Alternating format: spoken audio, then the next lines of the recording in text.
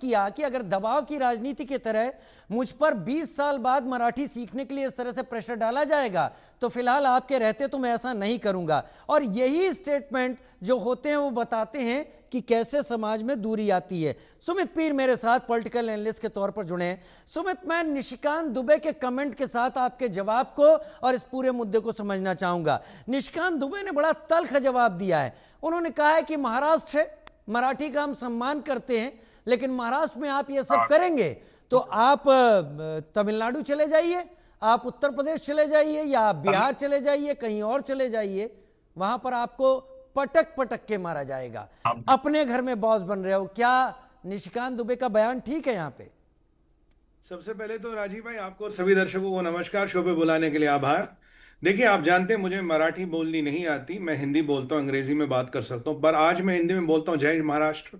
आज मैं शुरुआत करता हूँ छत्रपति शिवाजी महाराज की जय। आज मैं शुरुआत करता हूँ छत्रपति संभाजी महाराज की जय। और हिंदू हृदय सम्राट स्वर्गीय बाला साहब ठाकरे हमारे हीरो थे, हैं और रहेंगे। इससे मैं अपना बात का शुरुआत करूंगा। हिंदी में बोलूंगा, इंग्लिश में भी आपके दूसरे चैनल पे बोल चुका हूं, तो बोलिए मेरे हिंदी में बोलने से क्या मेरा भारतीय होने के प्रति, भारतीय होते हुए क्या इन महापुरुषों को, महाराष्ट्र जैसे देवभूमि को, महाराष्ट्र जैसे वीरों की भूमि को, क्या मेरा सम्मान कम होता है? क्या अगर मैं चीजें मराठी में बोलूंगा तो मेरा सम्मान छत्रपति शिवाजी महाराज के लिए और बढ़ जाएगा, संभाजी महाराज के लिए और बढ़ जाएगा, या बाला साहब ठाकरे जी के लिए और बढ़ जाएगा? नहीं बढ़ेगा, क्योंकि मुझे मराठी बोलनी नहीं आती है। पर मेरे दिल में उतना ही उनके लिए आदर सम्मान है। मैं हिंदी बोलता हूँ, अंग्रेजी बोलता हूँ और भी एक दो भाषाएं बोलता हूँ, पर मराठी ना बोलते हुए भी महाराष्ट्र के महापुरुषों के लिए मेरे दिल में आदर सम्मान है। और ये आज का नहीं, आप मुझे जानते, सालों से जानते, मैं शुरू से तो भाई यहाँ पे आदर सम्मान और जो बात है, जो एक सनातन की बात है, इसमें भाषा कहां से आ गई?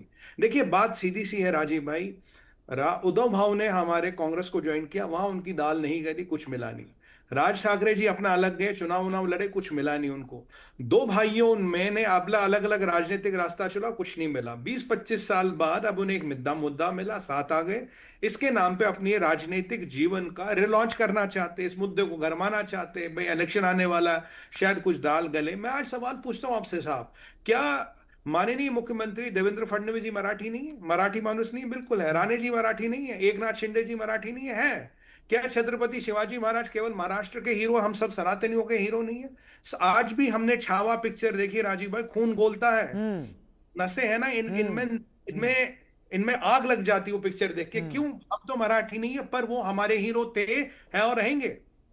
मैं आपको बताता हूं, मराठाओं ने पूरे भारत पे राज किया और गर्व से हम कहते हैं, बहुत अच्छी बात की, एक से एक बड़ा वीर है। तो ये जो भारत की अस्मिता है, ये जो भारत की धरोहर है, आप उसको महाराष्ट्र में कहां समेट रहे हैं? आप उसको अपने भाषा के दायरे में कहां बांधने की कोशिश? क्या अगर मुझे मराठी नहीं आती, छत्रपति शिवाजी मेरे हीरो नहीं रहेंगे? संभाजी महाराज, मेरे छत्रपति संभाजी महाराज मेरे हीरो नहीं रहेंगे? मेरा आदर सम्मान बाला साहब ठाकरे जी के लिए कम होगा? नहीं होगा साहब, उतना ही था, है और रहेगा। मुझे मराठी नहीं आ रही हो, फिर कह रहा हूं। पर एक बात बताइए, अगर ये हो रहा है तो इसके पीछे देखिए कहानी क्या है। मैं आज ये 2-3 सवाल पूछूंगा राजीव भाई, खुल के पूछता हूं हमेशा की तरह। जो आप एक बंदे को थप्पड़ मारे, भाई तुझे मराठी बोलनी नहीं आती, मैं कह रहा हूं आपको, अगर यही घटना कल को यूपी में होने लगी, बिहार में होने लगी, तमिलनाडु में होने लगी, तब कैसे कीजिएगा? पहला सवाल। दूसरी बात, अब आज एक तमिलनाडु का मुसलमान जाके जेएंडके में काम करता, क्या जेएंडके का मुसलमान उसे थप्पड़ मारता कि भाई तुझे कश्मीरी नहीं आती? या जब वो कश्मीरी मुसलमान बेंगलोर में काम करता, क्या कन्नड़ा का मुसलमान उसे थप्पड़ मारता, तुम्हें नहीं आती? क्या ये रहमो करम केवल हिंदुओं पे हो रहा है या मुसलमान भी इसमें शामिल है? क्या ये जरा ये क्लियर कर दिए, केवल हिंदुओं पे हो रहा? आप हिंदू समाज को भाइयों आखिरकार क्यों तोड़ना चाहते हो? हिंदू यूनिटी को क्यों खराब करना चाहते हो, जिसके प्रतिबिंब है छत्रपति शिवाजी महाराज, संभाजी महाराज? औरंगजेब ने कहा था मेरी बेटी से शादी कर लो, मुसलमान बनो, बोला नहीं बनूंगा, टुकड़े टुकड़े कर देना मेरे, तब भी मुसलमान नहीं बनूंगा। वो भूमि है महाराष्ट्र, और उनको देखे हमारा खून घोलता, वो हमारे इंस्पिरेशन है आज भी। आप क्यों हिंदुओं को तोड़ना चाहते हैं? क्यों हिंदू यूनिटी को बर्बाद करना चाहते हैं? एक और दो चीजें इंपॉर्टेंट है राजीव भाई। जीडीपी के परिप्रेक्ष्य से देखिए, हमारा महाराष्ट्र, मैं कहता हूं मेरा महाराष्ट्र, मैं शुरुआत की जाए महाराष्ट्र से, नंबर 1 स्टेट है सर, नंबर 1 स्टेट है। यहां आप लैंग्वेज का विवाद डाल के आप वहां की अर्थव्यवस्था को बर्बाद करने पे क्यों तुले हो साहब? दूसरी बात है, नंबर 2 स्टेट है तमिलनाडु, वहां भी हिंदी का चक्कर शुरू हो गया, वहां भी भाषा के नाम पे अर्थव्यवस्थाओं को तोड़ने फोड़ने की का कोशिश हो रही है। आपके महाराष्ट्र में मजगांव डॉक्स है, मजगांव डॉक में बनती है लेटेस्ट से latest submarine, right. Latest ship.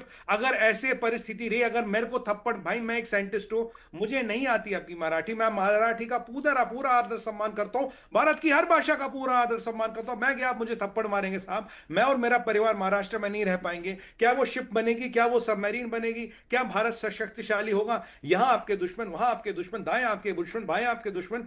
मेरा तो ये भी मानना था, आप जानते हैं इंटरनेशनल पॉलिटिक्स में भी मैं बात करता हूं, मैंने ये प्रेडिक्ट किया था कि मुझे लगता भाषा के नाम पे डिवीजन क्रिएट करने की कोशिश कुछ शक्तियां कर रही हैं भारत में, क्योंकि भारत की उन्नति नहीं देखी जा रही है।